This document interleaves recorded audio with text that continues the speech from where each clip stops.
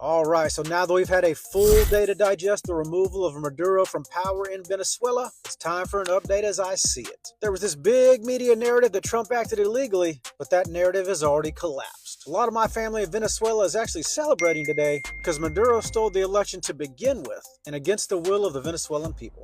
And for the first time in a very long time, there is genuine optimism down there. But let's zoom out because with the US effectively taking control of Venezuelan oil, the largest proven reserves on the planet, this could cause supply increases, which could cause oil prices to drop. And lower energy costs are deflationary, and that gives central banks a little breathing room. But not all of them, man. Let's not discount what this means for China, because China has been heavily relying on discounted Venezuelan oil for its infrastructure. If that oil gets repriced or redirected under US influence, China feels it immediately with higher costs, slower growth, and tighter margins. So Forrest, what does that mean for the markets? Well, crypto and altcoins have already had a nice relief rally to start 2026, and not because everything's suddenly perfect, but because some of this uncertainty is being replaced with clarity.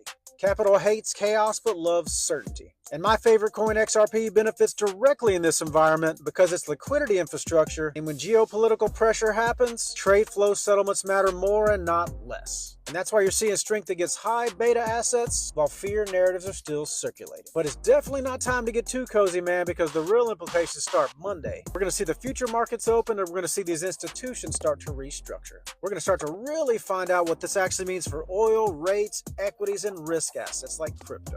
Are we going to get short-term volatility? Absolutely. Are we going to get systematic collapse over this? I don't think so. What we're looking at here is pressure redistribution and not panic. Follow my page now because you know I'm going to keep you posted.